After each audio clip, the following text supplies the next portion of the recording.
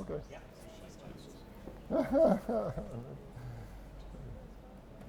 I got mine handy here.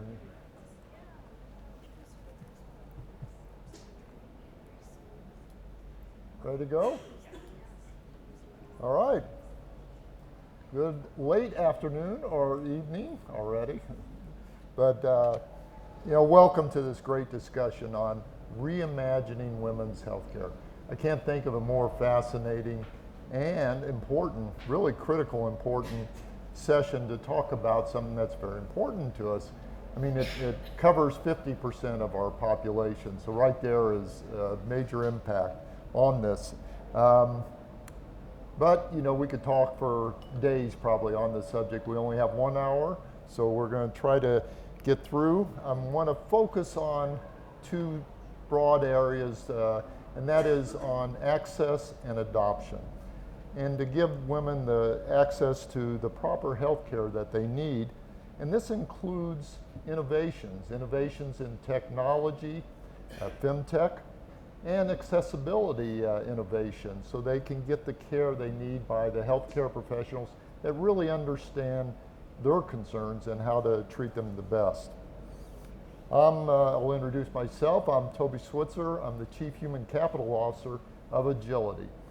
I'm also on the Executive Steering Committee of the WEF's GIN, which is the Global Health Equity Network. And of course, this is a major topic for what they're trying to accomplish. But as Agility and a major employer around the globe, we are in 60 plus countries, it's important that we host this and learn more about how to take care of our women in the workforce, and also in the communities we support globally. And I'm sure that all the organizations and governments that that are involved with take care of women, or no, I hate to say take care of women, but are concerned about their health care, are equally eager to learn stuff. And right now we have a great panel of individuals here. Very diverse, so that's what I love. We got a lot of different backgrounds and different perspectives. I'll give a short introduction, and then we'll start with a couple rounds of questions, and then I really want to get to Q&A as well, because I think we have some very interested people in this subject. So first of all, Deeptha Khanna, you're the Chief Business Leader for Personal Health at Philips. And the famous Dr. Joe Peterson, Chairman and CEO of Sure Incorporated. Samar Nasser, the Managing Director for Healthcare at the Ministry of Investment within the Kingdom of Saudi Arabia. So welcome. Sabine Haq, avid social entrepreneur for women's health and equity business opportunities. Geraldine Ritter, Head of External Affairs and ESG at Organon. So welcome you all, and I'd like to start with Deeptha, if you don't mind. First of all, what I like about you come from the personal healthcare part, and have a large healthcare company. So when you think about reimagining women's health, what is at the top of your mind? What keeps you awake? And part of that is knowing the gaps between the potential, available resources, and the current reality. Thank you, Toby. It's a great question, and I have to say at the outset, it's hard to talk about this without getting a little bit emotional, but I'm going to try. Great healthcare depends on great research that triggers sound diagnostics and then treatment. And I think that's where the problem starts. I don't know if the audience knows this, but it came as a shock to me personally that it was only in 1993 that even the United States required that clinical medical research should include women mandatorily. 1993. When you think about all of the other statistics that go with that, the CDC will tell you that 4 out of 5 maternal deaths in the United States are preventable.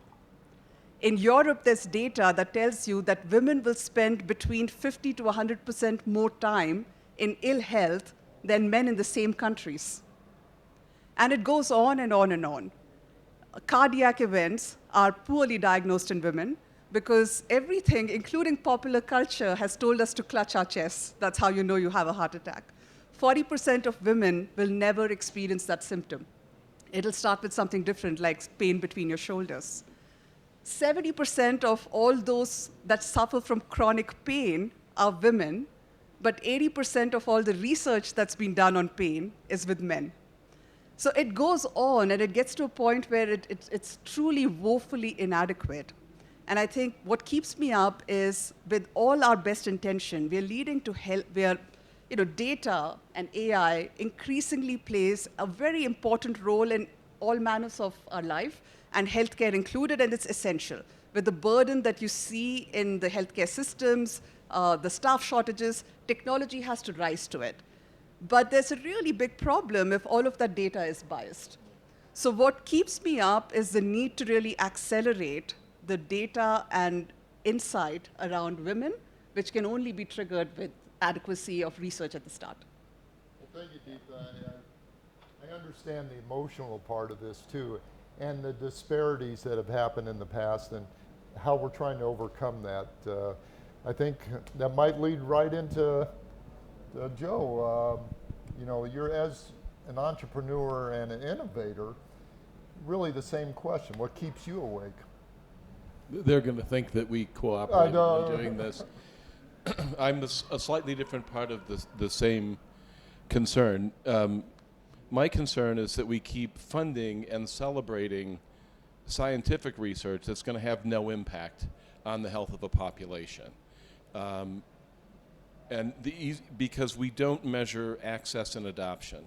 So in diagnostics, I spend my days and nights and weekends in the women's healthcare and in cancer early detection and early stage treatment. So we look at all different technologies and digital solutions, et cetera, and they measure in diagnostics sensitivity and specificity, which is great, and we derive predictive values from that. But nobody measures access or accessibility. They don't measure adoption. Easiest to explain by example. So we recently looked at a breast cancer risk scoring system that is kind of next gen. And not my area of specialty medically or entrepreneurially, but it kind of fits in with what we do. So clever, charismatic CEO, probably in advance over previous scoring systems, attracted some funding that other people didn't get, attracted some attention that other people didn't get, and I promise you it's going to have no impact, because if you go through their algorithm and you end up as high risk, you can go down one of two branches. If you're under 40, you can take tamoxifen forever. If you're over 40, you can get mammograms more frequently than once a year. That will never happen. If you take tamoxifen, you're in full-on menopause 48 hours later. No one in their 30s is going to take tamoxifen for more than 2 doses. So that's not going to work. And there's no insurance company in the United States that will pay for a mammogram more than once a year. It doesn't matter. They don't recognize that algorithm. So all this attention, all this funding, in fact, some innovation awards at something where no one, the basic science, interesting and very clever. You could say the same thing about AI and mammograms, which I know is blasphemy in some of the large conferences. But you know what? Globally, 93% of women will never have a mammogram. In the United States, 2/3 of women elect to not have mammograms, and it's not because they're not accurate, it's because they hurt. And they have radiation. And then we frighten women into the room, and then we say, hey, we'll give you your results in 7 to 10 days. And we're surprised on the other end of that people don't do it. So my concern is that we keep allowing ourselves to fund and support basic science innovation that really is not going to have a population impact. But when we do that, there are consequences to that. The first one is we reinforce this kind of flawed mechanism of evaluating those innovations, whether we're going to invest in them, commercially adopt them, or we're going to fund them, right? And we should have 4 statistics: clinical performance, sensitivity, specificity, but accessibility and adoption. And if you don't have all 4, then you're really not considering the population impact. We're perpetuating what I call this kind of comfortable disconnect between basic science researchers and people, right? We're allowing them to not think about, hey, that's actually going to have to impact the population, and I think that's not healthy. we're also not forcing them out of their comfort zone. And processes evolve, as we all know, when you force someone out of their comfort zone. And if we let the researchers stay and the innovators stay in that basic science area, and we don't force them to actually deal with the end user, the process isn't going to evolve. So. Oh, thank you, Joe. I just find it amazing, this new capability of reaching women, that it's a much needed capability there. And then how do you do the access and accessibility and adoption of ways of getting to them. Now for Summer, and I'm so happy to have you here to bring a government perspective. You've worked in both the industry and now the ministry. What do you see as potential barriers and opportunities to achieve health equity specifically for women? Thank you so much, Toby. It's a great pleasure to be here, and I want to start by quoting the WHO. Healthcare is a fundamental human right. Health equity can only be achieved if everyone fully attains the potential for healthcare and well-being. But, drawing on, I was nodding the whole time because a lot of the statistics and the numbers that were shared by Dipta and Dr. Joe I echo everything you said. So 830 women die every day because of basically preventable causes like pregnancy and childbirth. This is about 35 women just in this hour while we're sitting right here. In my opinion, the barriers or the major hurdles as a policymaker, a regulator, and a government entity is really access and adoption, especially in remote and rural areas. And number two is affordability of care. And under that, health insurance and coverage, being able to achieve a universal health coverage is very important, and what we're trying to achieve in the Kingdom of Saudi Arabia. And the last one is the discrepancy between the way healthcare technology is being designed versus the patient needs.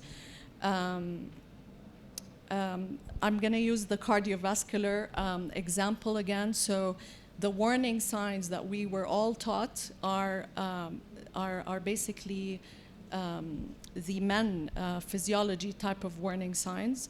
While in fact 42% of women that get heart attacks die versus 21% of men that get heart attacks.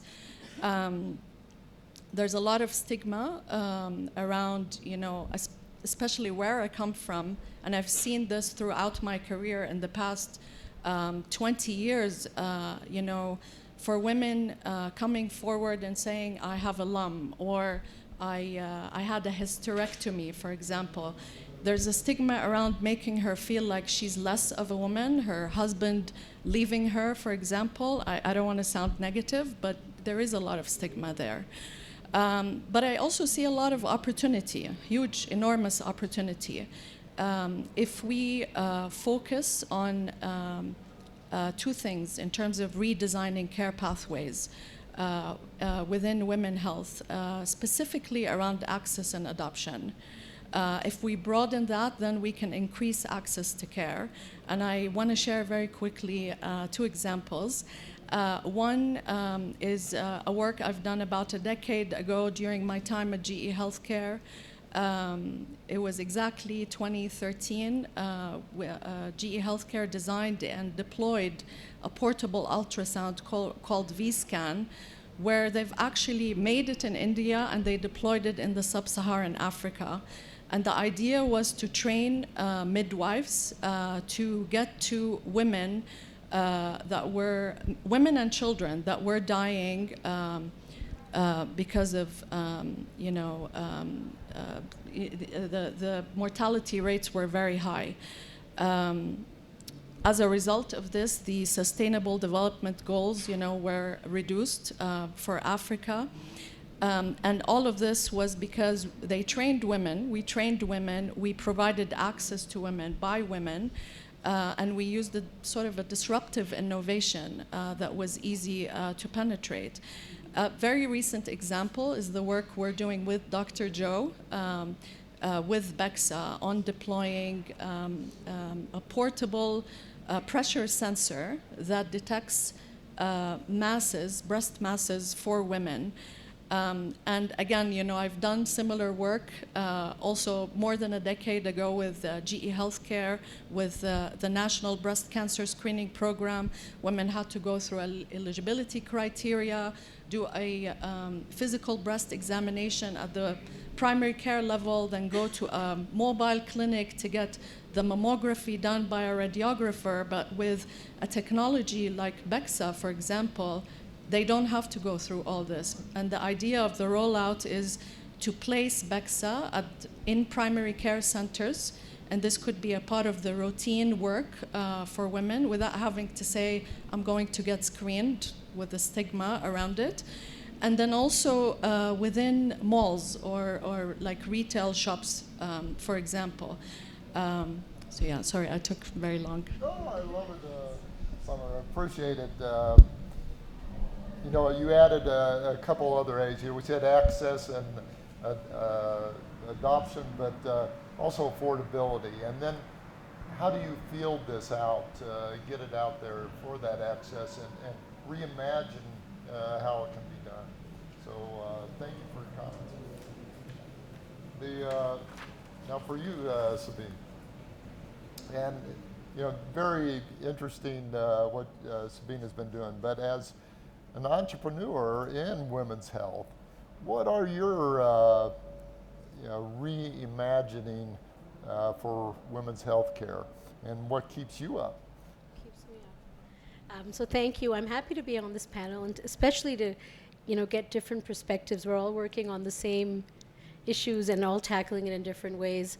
As a social entrepreneur, the lever I think that most, keeps me up at night is reimagining a gender inclusive workforce. My company, Doctors, was actually started for that reason. In Pakistan, 85% of graduates from medical school are women. Only 25% go on to practice medicine. And on the other hand, it's a country of 230 million, 85% lack access to healthcare. It just didn't make sense, right? I think when we look at healthcare in general, right now, if we look at stats in the world, we know that half of the world doesn't have access to healthcare. That's, 4 billion people don't have access to healthcare. And women and girls are the most vulnerable. We know that 18 million more healthcare providers are needed by 2030 to bridge that gap. And when we look at the healthcare workforce, 70% are women. We often hear that women deliver, men lead, men design, and that's exactly what it is, because 70% of our global workforce are women, but only 25% of those women move on into leadership positions where they can affect policies, programs, and design health. I mean, how are we going to design and move the needle on healthcare for women when women aren't even a part of that conversation? That it just doesn't make sense to me. If we look at COVID, PPE was designed by men. And it was a one-size-fits-all, but did it work? No, women were reinfected. And across the world that happened. So again, for me, it's looking at that. And when I look at the contribution that women make to healthcare, we were just discussing the stat outside, that women are contributing $3 trillion, right, in our global healthcare economy. That's 5% of our GDP. But only 50% of that is paid. So what this tells us is that 50% of our healthcare, we're relying on unpaid work. And that doesn't make sense. And why are these women not working? They're unemployed, they're marginalized, they're invisible in the system. So again, for me, it's reintegrating females, because I think the bright spot, and you mentioned a bright spot also, the bright spot for me is that we have millions of qualified female healthcare providers around the world, and if we just reintegrate them, they have the power to transform our healthcare systems, right? And so that requires our support, and that means that we invest in women's leadership. We make sure that their workplace, there's not harassment, and we make sure that we make the environments better for them to work, and we support them. And I think when we do that, not only do we achieve gender parity in healthcare, but we also improve our economics. And again, the numbers tell us that if we are to have a gender inclusive healthcare leadership and we achieve gender parity, women will be driving 28 trillion annually. So that's a big thing for me. And I'm just going to add, on a personal note, for me, my mother took care of my dad the last 2 years, from 2020 to 2022, living in Canada, one of the best healthcare systems in the world. She did 16,000 hours of unpaid work. My dad died in August, my mother died in September. And that was an effect of a healthcare system which was broken, which was ineffective, which was burdened. And so for me, it's a personal reason as well. There's so many stories, but thank you, Sabine. There's several good points. One is I'm seeing this theme of the disparities and bias for the women specifically. That's a common thread. But what I like about your story too is, and Summer also mentioned, is that empowering women, giving them a new role that they can be so useful in their communities or wherever they're at, and not only help the shortage of healthcare workers that I think we have, but also giving them status and responsibility in their communities. So, good. Okay, Geraldine. Sure. On to you. It's interesting, you are in a new pharma company that was specifically broken out and that organizes and focuses primarily on women's health. I think we know that there's a compelling societal case for investing in women. Why was Organon created out of that and launched with that singular focus? And then maybe a follow also on that is, do you think it makes your ESG differently, how you approach it? Short answer to the last one is absolutely it does, and I've seen that up close and personal. I love Merck. I was at Merck for many years. I really credit Merck and its CEO at the time, Ken Frazier, for making a very ethical decision around the importance of women's health and recognizing they weren't the right owner of these assets anymore. They've had phenomenal success in immuno-oncology, and that's where the focus was. And fantastic contraceptive, fertility, pipeline products were never going to get the attention they deserved and that the world needed. And they decided to spin out those products, as well as a fair number of other products that are not women's health related. But we put a stake in the ground and we declared that our future was women's health. Regardless of what percentage of our business exactly it was now, that's the pipeline we were going to invest in, and that's what this new company was about. And we were worried because Merck has a legacy of many longtime employees, and folks have been there for decades. And we said, gee, what if you wake up one day and guess what? You got no choice. You're not going to work for Merck anymore.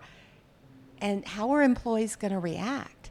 And we needed to make sure they had a reason to believe, and they were excited about being spun off into this new company.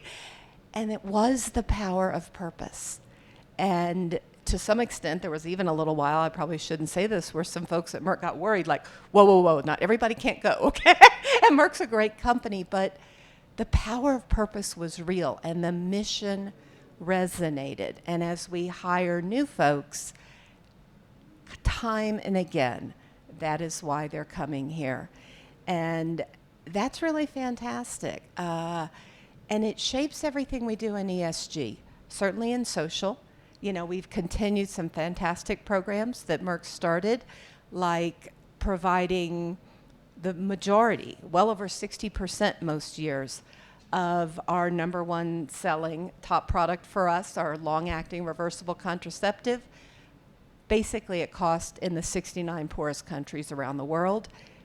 Not a fly-by-night donation program, not a one-off. Been doing it for 10 years, and Organon has committed to continue. So that's S, and you might expect that maybe. But around the E, yes, we're concerned about climate change and reducing our emissions, but we put a gender lens on it because we know that gender is a multiplier of the negative health effects of climate change. So that's where our dollars are going. And on governance, we had this fabulous opportunity to create an S&P 500 board from scratch, not one by one changing the board composition, recruited them all at the same time. And we went after the best. And we had folks tell us, yeah, you guys are not going to get them. And we did. Again, people attracted to the mission. So our board is 70% women, almost 69, and it is the most diverse, gender diverse board in the S&P 500. So that's your G, to just take an example. So it really, infects is a bad word, but it is the lens through which we look at everything that we're doing. Super, Jared. I appreciate your comments on that. I think one of the solutions is sometimes you have to take that singular focus, because we've been seeing that if you group everybody together, then you get outcomes that are in the middle and not treat each person the same way. And I love that same power of purpose. I can see where you start off, and every part of that of creating this new company. My personal example, my daughter worked for Merck, and she told me about this spinoff that happened, and she was very proud of how that happened. It's been a unique opportunity because very rarely do you get to be a startup at scale from day one. That helps. All right, we'll go around to our second round of questions. Back to you, Deepta. And based on what you said earlier, but also what you've heard now, I'd like to hear your thoughts on the how.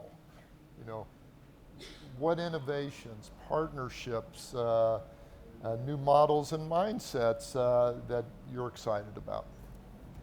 I have to say, I love that even in this panel, we have the representation of both government and public entities and private entrepreneurship, because you do need the two to work congruently. Right. And I'm encouraged by a couple of things I see on both sides. I think on the public and government side, policy plays just a very vital role.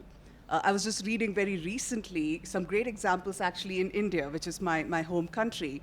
And in the last 3 or 4 years, there's been a digital healthcare revolution. Hundreds of millions of citizens have access to digital healthcare and access to primary care centers, which will now treat close to 1,300 diseases for free. Mm-hmm. And one of the statistics I read is, for every 100,000 live births, India had 130 plus stillborn births. That was just 4 years ago. That number is now down to the 90s. Still very high, but measurably improved. And it's a direct consequence of that improved access as well as improved sort of service that is being made available to people. So I think that's very encouraging as one marker. On the private side, I'm actually very optimistic about the role of telehealth and remote health. Somebody alluded to this before about paid work. I think it's also a very known gender inequity that women do the majority of the unpaid work in the world. And when you do a majority of the unpaid work in the world, you don't actually have a lot of time for yourself. And time for care, and even time to do the basics of getting to a primary care center because you have symptoms you're worried about, you don't prioritize it because it's just not possible. And I think remote care plays a big role. Very proud of something we learned, in fact, at Philips with our maternal care focus, where we have a simple patch that you can sort of put on your stomach and gives maternal and fetal data back to your care provider. And that prevents your need to go back to the care center with high frequency, which for women, of course, saves time, but also during COVID is a boon, right, when people don't want to be in a hospital environment that often. So I am encouraged that these problems can be solved, but it needs great resolve and great partnership on both the public and private side. Well, thank you, Deeta. Yeah, the great example of policy, how policy did affect in India and made a difference, and then technology, how we do that. One of the things that I heard in one of the sessions was we talked about public and private, but also philanthropy is a third P, and I think that's becoming more and more important too, that we get that philanthropy to help fund some of these efforts on there. Back to Joe, and why I called you infamous, because I know that you're a disruptor, and you talk about that, but and you have such a passion for this. So what are you optimistic about? I guess first of all, I started by complaining about misguided research. And everyone who works for me knows to not come into my office with a problem if you don't feel like you have an accompanying solution. And so I'm going to do that too. 30 years in the pilot seat, my goal in every company is that I'm the dumbest person at the senior management table, because that means I've hired a lot of smart people. Or hopefully it does. And in that, I learned from all those executives around that table, and our organization benefits. That kind of partnership, I think, is what's going to be required to change this. It's non-traditional partnerships. If we start talking about access and adoption, that's not what innovation people in healthcare know about. They know about science. You know who knows about access? Community activists. So we work with a rapper in South Central Los Angeles, right? Because we want to get to women in Watts and Compton and neighborhoods like that across the U.S. And his community service organization knows how to do that.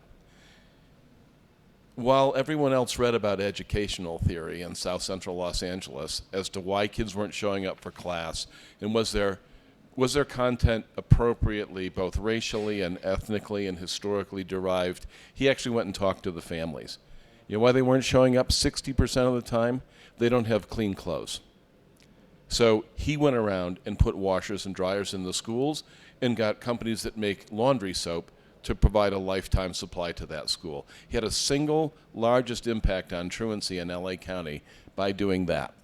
So we went to him and said, how do we get a wellness solution into those neighborhoods where women will actually access it?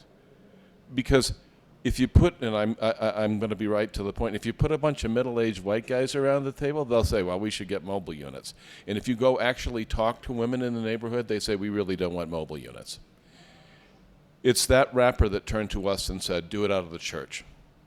It's a place of physical safety, it's a place of psychological confidence, and it's a place that's empty 80% of the time, or 80% of the facilities empty 6 days a week. Do it out of the church. He knows about access, so let's start doing this partnership that's unusual, but with people who know.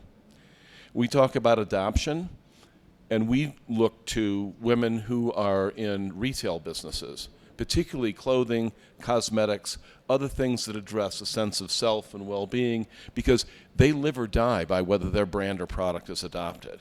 And the first thing they said to us was, drop the negative imaging. Stop doing fear-based marketing. That doesn't work. Someone very close to me in this effort, my wife actually said to me, she said, stop scaring me. I already know this is a problem. Make this easier for me to do and not harder for me to do. So we partner with people who know about adoption. So I think the solution, if it's going to happen quickly, we're not going to teach the people who know about adoption the bench science. We're not going to teach the researchers to be friendlier to the end population. So I think we're going to have to try and encourage, and I'm hoping that we build a forum for those kind of partnerships where we're bringing together those unusual partners, where we're partnering people who know the basic science with the people who know how to drive those two things that we've been talking about, one being adoption and the other being access. I think that's the optimistic part. I think it's a realistic solution, and I think it's I think we can create an environment where that can happen. I think I've been hearing that thread. You know, in order to be able to cover and provide access, we got to look at non-traditional ways as well. And this community-based is so important if we can get there. And one of the things that, when researching this subject, is women are the healthcare managers of the family. And how do you drive that to them? But they also have all the other responsibilities, so they end up not taking care of themselves sometimes because of that. Now back to you, Summer, and I really want to go back again to that government perspective. How can government leaders attract and stimulate private sector activity, one, and investment in women's health? Maybe specifically femtech in there. Absolutely. So I have a lot of ideas. I think the first one is it's not really just about the technology. I think the model, the partnership model, is really important. I think the example I gave on the portable ultrasound, it was a collaboration between GE Healthcare, the WHO, they were the primary funder, and ministries of health in Kenya and Nigeria. I think bringing together the different stakeholders across the value chain is really important, all the way from policymakers, regulators, investors, innovators, providers, payers, and non-for-profit, plus academia as well. The second one is, I think that governments should make women's health a national priority and work on public awareness campaigns to remove the stigma around women's health, with the examples that I shared of women feeling that they're less of a woman if they had a hysterectomy or a lump, for example. I think the third one, and some of the panelists touched upon it, is bridging the gap around clinical and applied research in women's health as a scope in general, and then also the gender data, which is causing a lot of problems with all the examples that we shared already. Number 4 is investments. I'm very proud to be a part of the Saudi Ministry of Investment, providing incentives, whether financial and none, empowering or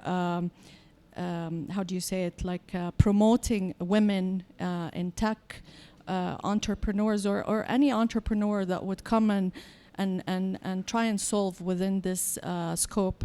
Another big one for me is also strong leadership on both sides. So on the government side is really important, but also at the healthcare industry as well. So we work together to enable innovation rather than sort of like block it or reserve the way we do things as usual. And I want to give a few examples of the work we're doing at MISA in Saudi Arabia. So we are working on developing sector-specific incentives, financial and none, in femtech and others. So, for example, incentives that are specific to unlock the R&D for biotech, for example. Another one is, we're working with the virtual hospital at the Ministry of Health to incubate AI-enabled platforms. We're also working with a very prestigious science and technology university to put together an accelerator for medtech that will cover femtech and other innovations across the value chain. And I think the last and very important one for these type of innovations is new reimbursement models. So we're also working on that as well. Oh, a lot of good programs there, Summer. I think when we try to accomplish anything, and this is a very important issue, having that top-down leadership and directive is very important. They set the tone. We can try to do it from up, but it doesn't get the attention it needs. So I'm glad you're working towards that, and I takes think two it's to an tango. example for everybody on that. The removing the stigmatism, I heard that that's a big part of it. We were talking about in an earlier session cancer, for example. Women just don't want to tell that they have cancer or want to know or do anything about it. I mean, so we got to remove these various stigmatism, and I think that's part of the policy and to get adoption of some of the ways we treat. Sabine, I saw you taking notes too, so I know you have some comments on that. But you know, you've really done well with your incubator experience of starting doctors, and so what are you most optimistic about? You mentioned the incubators, and we Yeah, were just discussing community health, and what was going through my mind is I wanted to share a little example. So I used to run business incubators for women to help them, you know, start their businesses. And getting into healthcare, when we speak about access and adoption, when I looked at that rural program, you know, looking at accessing women in rural communities and how will we get adoption for telemedicine. I mean, these are conservative communities. If I show up with a video and a tablet, they will have family members who, you know, they're not going to go for this. And it took, you know, a lot of trial and error. But we came up with this amazing model. It's called Guddi Baji. Guddi Baji means like a big sister. And we worked with a partner that had access to frontline health workers, community workers. Now, they weren't very skilled. They, you know, they would get projects and they would deploy them as needed. But what we did is we were able to access 3,000 of these women across Pakistan. Now, we partnered with Unilever, and for a social entrepreneur, for myself, that's very important because we don't often have access to a lot of, you know, value chains and investments, but having a partner was great for us. And what we did in these rural communities is Unilever first gave them a basket of goods, and they said, here are some products, you can go door to door and you can sell these in your community. And what we did is we trained these women, we equipped them, and we deployed them with technology. And they had a tablet, and they were then able to go door to door in their areas and not only sell the products, you know, be micro retailers, but they could provide access to doctors, therapists. And once they learned how to sell products and learn how to turn inventory and make money and reinvest, we started adding more products. So, you know, we found out they needed painkillers, they needed medicines for, you know, cough medicines and allergy medicines, things like that. And so we started adding more services onto that. We now have this robust program, which is a market access program, and we've been able to bring other partners now into the same program. So now we're cost sharing. We have diagnostic companies who've come in, they've trained women how to test blood sugar, and women charge their communities for that. You know, we're doing ultrasounds now with Philips, actually, that's something we're testing. And we're working with many pharmaceutical companies now who were unable to reach last mile rural markets. And through this program, these women are earning income and they're not unpaid. They're community workers. And if we go back to access and adoption, we hit them both because we're accessing women. We've impacted over 1 million lives in this space. And in terms of adoption, because they are trusted intermediaries in their communities, we have no issues with adoption. And in fact, they're seeking more and more care.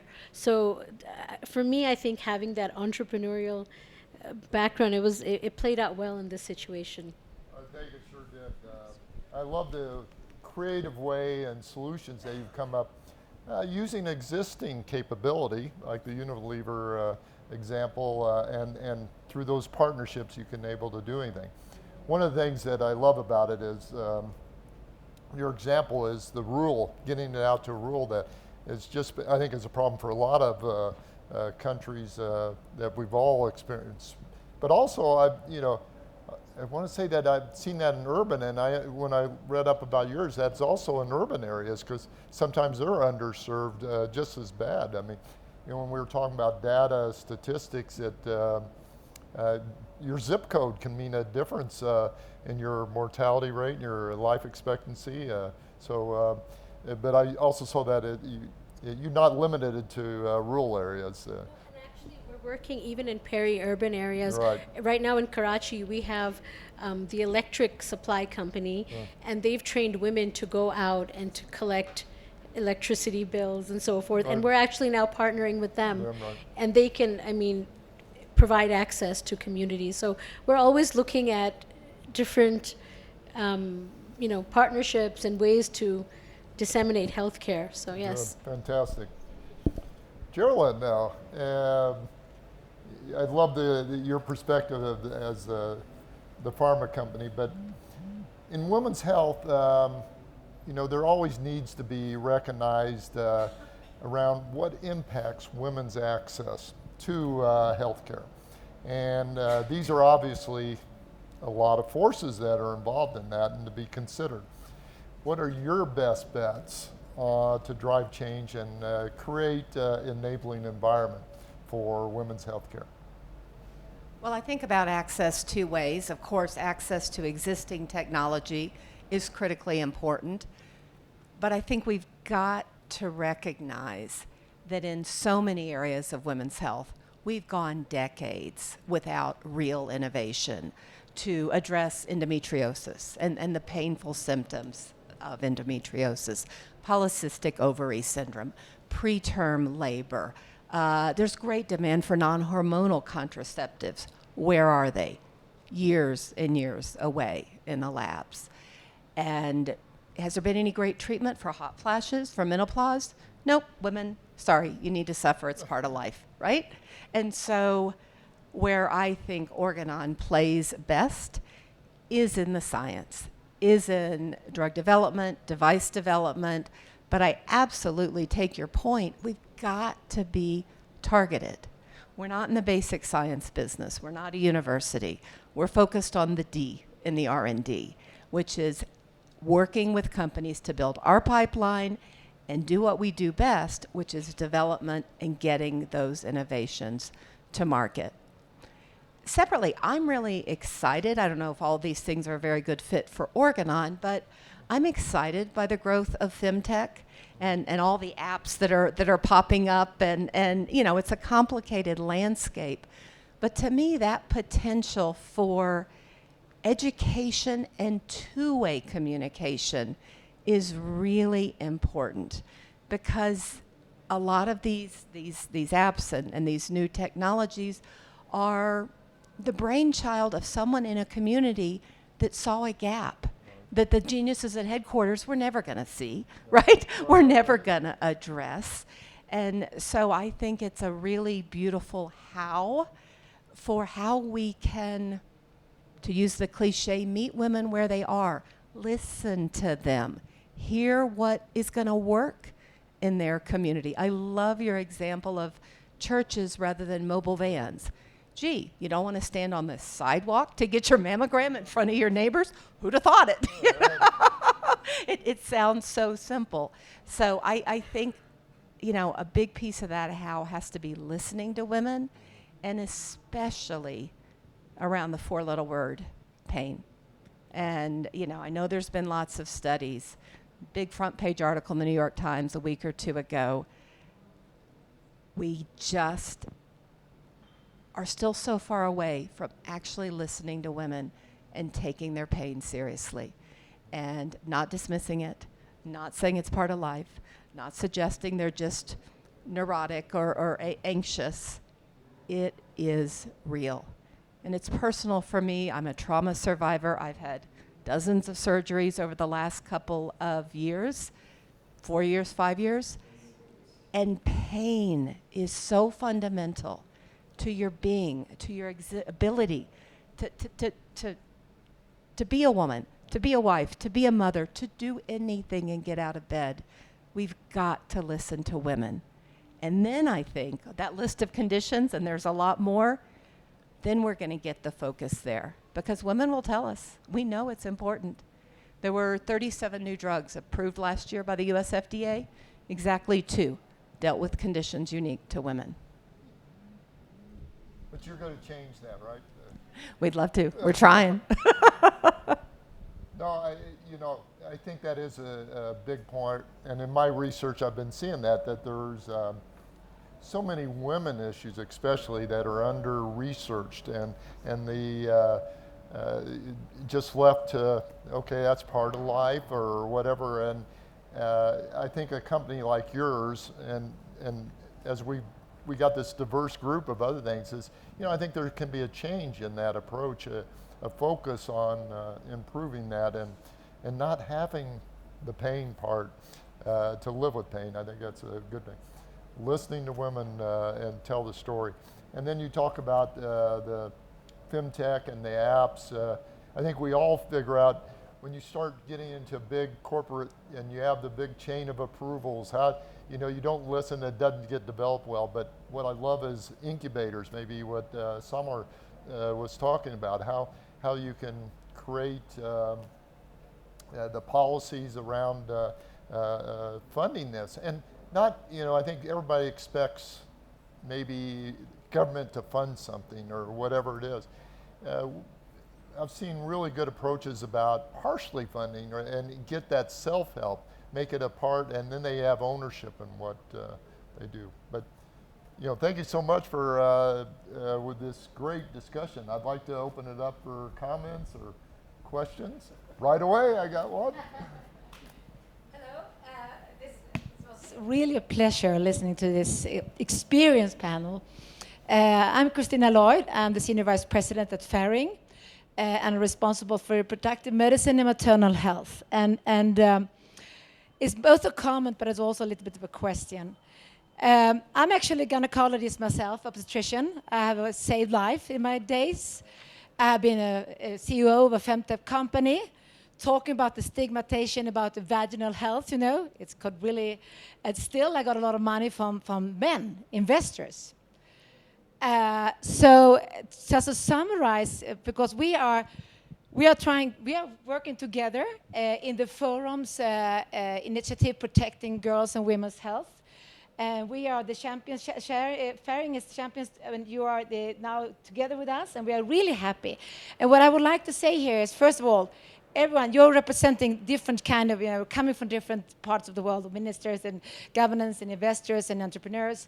So partnership is absolutely the key here, as I see it.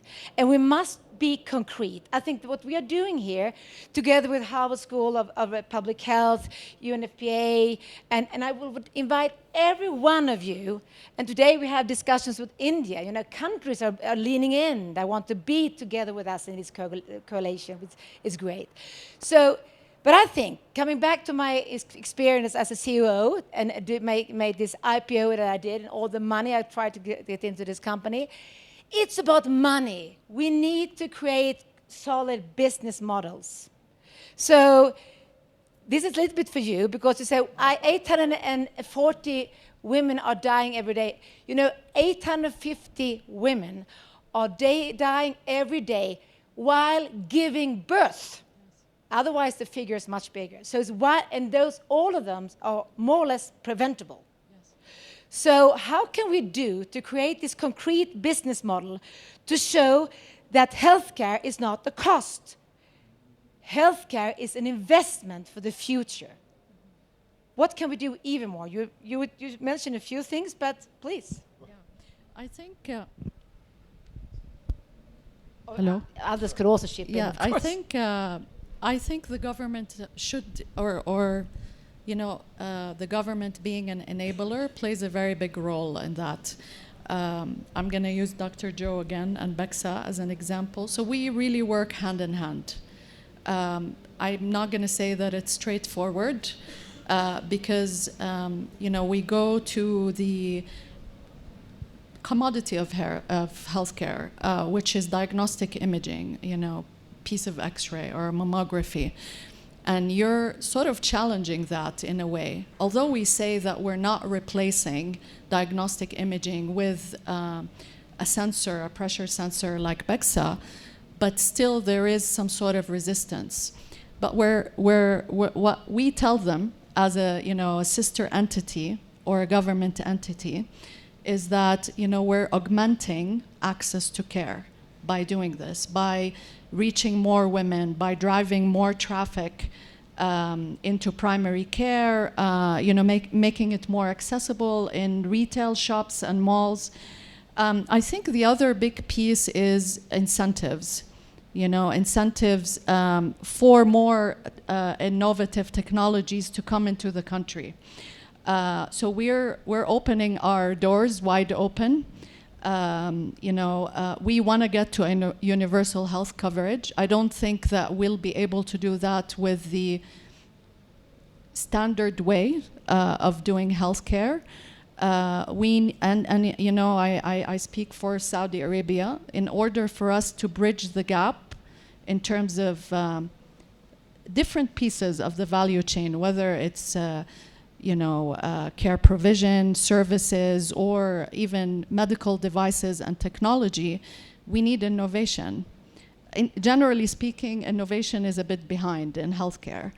But in order to bring these innovations forward, we provide all sorts of incentives.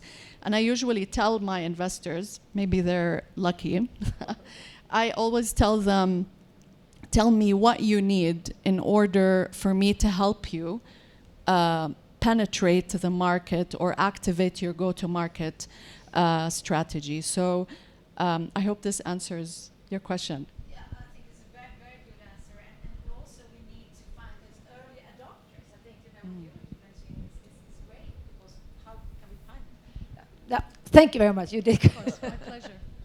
No, I think Dr. Joe is a good example of this. But Deepa, I'm sorry, yeah. I was going to come at this with a different angle, because my training comes in marketing, and I sometimes think we need to tell our stories better. I think there is increasing awareness and understanding of women as an economic force. There is data that now tells you that if you improve representation of women by 10 points, you'll grow your revenue by 3%. Yeah, we heard this at the UNFPA dinner the other day. So, and I was at a panel at the WEF, which talked about, at the current pace of economic progress, it will take 150 years for women to get to equity. So think about the enormous economic opportunity if you can really power up women's healthcare, because there's also data in the same forum that said that women's health issues detract your GDP by 6 to 10 points every year. So I think there is a massive financial case to be made, and we should be doing that story a lot more convincingly. I think, if I can, I'm sorry, I'll be quick. The other thing is my graduate degree is in rebellion, primarily, right? And you're going to have to stay as far away from the traditional healthcare system as you possibly can. Thinking that you're going to change it from the inside out is a fool's errand. I'm sorry to say it, because I worked very hard as a young man to get into it, and as soon as I was into it for 5 years, I worked very hard to get out of it. It's the largest collection of irrational thinking in one industry that you'll ever find, but thinking that you'll change it from the inside out. I think we all try and understand what our biological go-forward runway looks like. If I thought I had enough, I would create a women's healthcare system for women, and I don't think that's totally irrational. It's 2023, and I sell my service to insurance payers, right? Because my pitch to them is to say, look, just because somebody's not screened or early diagnosis, they're not disappearing, this is going to come back with a really expensive disease. And I sit in rooms full of gray-haired guys with gray skin and gray suits, and their basic thought is as well, there are mammograms, and if those damn women, okay, the moment the phrase "those damn women" comes out, you're done. So I do think, though, that you're going to have to think in new delivery models that include new compensation models, where women will recognize the value they're receiving from an offering that's tailored to them. Because you're right, it doesn't work unless everybody makes money. But I guess I'm giving you highly impractical advice, but I can't see how without some more gravitational wave changes in the space you're really going to make progress on raising the priority. But it is practical advice, because if we do partnership and if we all have that kind of responsibility, we can add value. And we heard from India today as well with that investment in also with incentives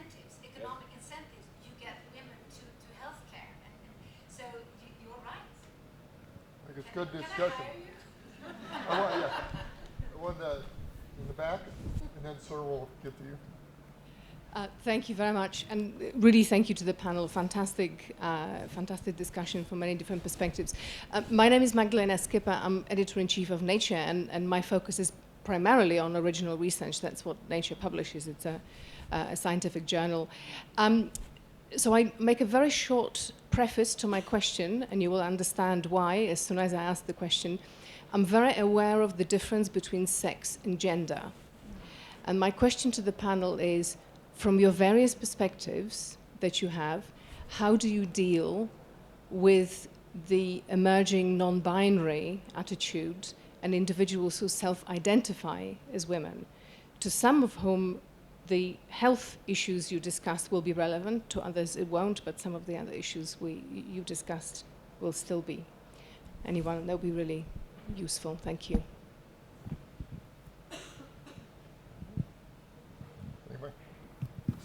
I think you ask a very important question in today's time, and I'm not an expert in the space, but I will say that I think the most important thing, going back to the original thesis of the gap of representation for women in research, extends also to this entire community, non-binary and everyone. And I think the onus is there, thus representation in research in a way that then influences the data sets and helps us to be smarter in how we diagnose and go forward. Joe, did you want to comment, or?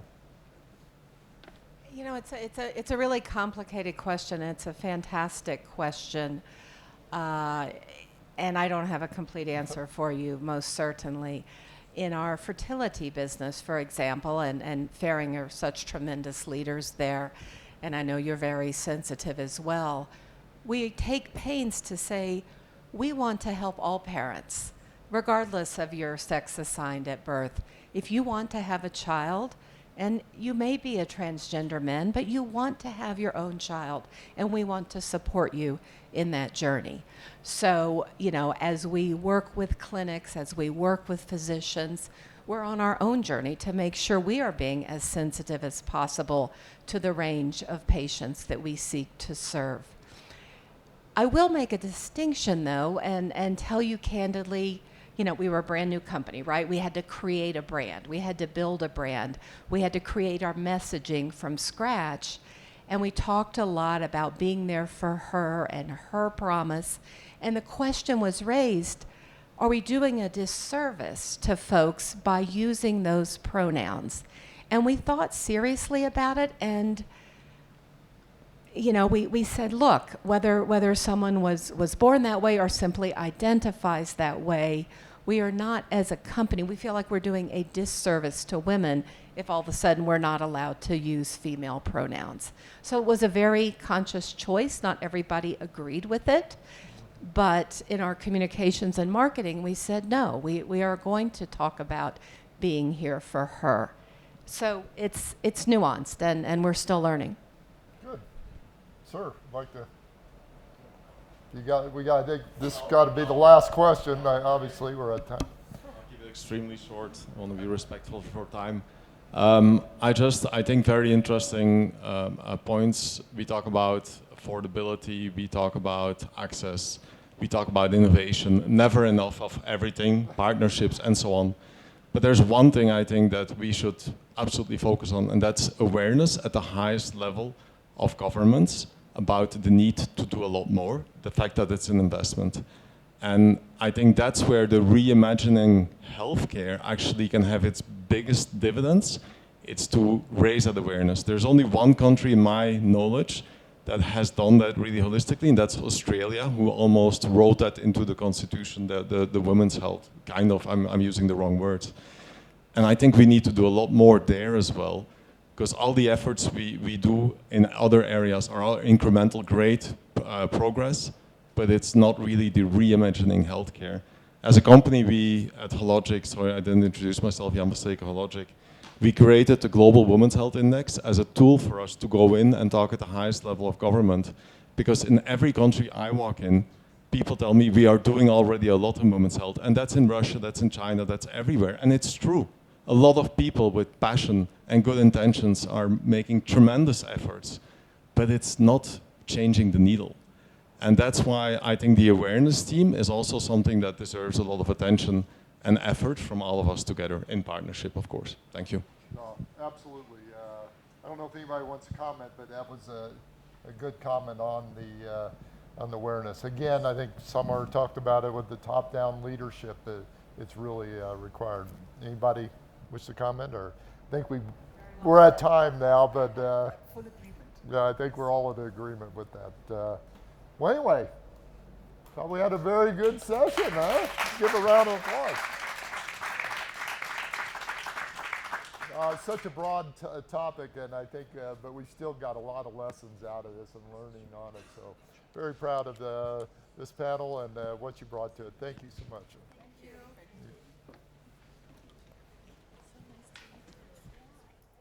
All right.